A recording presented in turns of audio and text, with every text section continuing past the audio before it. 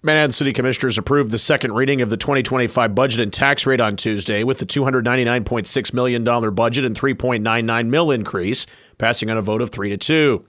Commissioners John Mata and Peter Opelt voted against it. The vote follows the September 3rd meeting where the first ordinance passed on an identical vote. Commissioner Mata said at the September meeting that he would not support the $400,000 in increases to outside agencies while the city is doing budget cuts and increasing the mill rate, and added Tuesday that he would continue to represent the taxpayers' best interests. I want to keep that tax. I'm fighting to keep that base low because the higher we bring it, the more it's going to be compounded on the next time and then build the next time after. So in lots of ways, I'm fighting to keep that rate as low as possible so it doesn't compound anymore. Commissioner Jamie Minton favored the agencies asking for increases such as the Manhattan Area Chamber of Commerce and downtown Manhattan to come back to the council and set performance goals. I think my preference is if we have questions about how they're planning to use that and how we're planning to turn that into additional sales tax revenue, we need to retask them with coming back and telling us how they're going to do it. We can keep the money in the fund and assign it later. In addition to the 2025 budget being approved, so was the 2025 salary ordinance by a vote of 4-1, and changes to the memo of agreement with the local 2020-75 International Association of Firefighters by a vote of 4-0-1. City officials will next certify the budget documents with the county clerk on October 1st. Junction City Police have arrested a juvenile for making threats directed at Junction City Middle School students and staff. According to a release from the Junction City Police Department spokesperson, Caden Sanner, officers on Tuesday identified and arrested the juvenile believed to be responsible for a Snapchat post Friday that included a list of names of USD 475 students and names. That social media activity came after a TikTok post that made shooting threats against the middle school on September 11th as part of a larger trend targeting schools across the state. After the Snapchat post Friday, detectives investigated through the weekend before contacting the juvenile suspect, transporting them to the police department and charging them with an aggravated criminal threat, which is a level 5 person felony. Police later released the juvenile to their parents. Sanders said the department at this time will not release the suspect's name or further information because of their age and the ongoing nature of the investigation. Riley County Elections Division is hoping to hire 20 to 25 additional Election Day workers to cover the general election on November 5th. Election Day workers are responsible for staffing polling locations, checking voter IDs, escorting voters to voting machines, and closing the polling place at the end of the day. The shift is typically 14 hours on Election Day, with required training sessions that are completed beforehand. Workers must be 18 years of age, U.S. citizens, and are registered to vote here in Riley County. Police on Monday investigated a threat of violence at Wamego High School, but determined it was unfounded, according to the Wamego Police Department on a social media post. Police learned of a group chat mentioning violence at the school before the day began Monday and stationed additional officers at district schools while others investigated.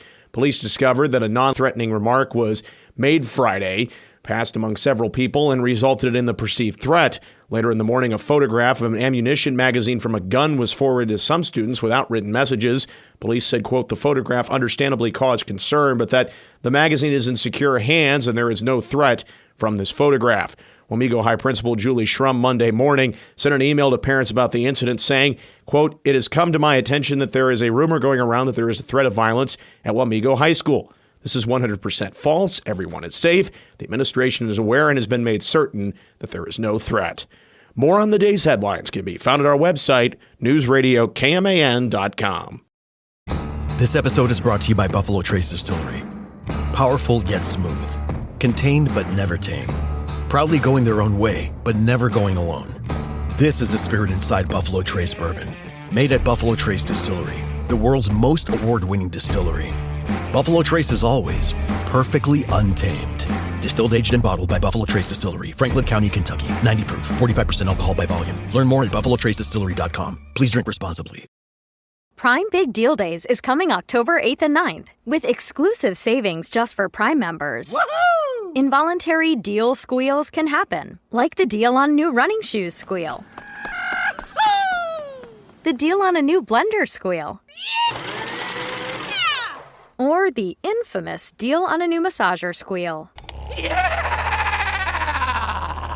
Save big on electronics, fashion, and more this Prime Big Deal Days, October 8th and 9th. Good morning, I'm Troy Coverdale with your sports headlines. K-State football to open the Big 12 slate Saturday night at BYU, continuing to develop offensively especially.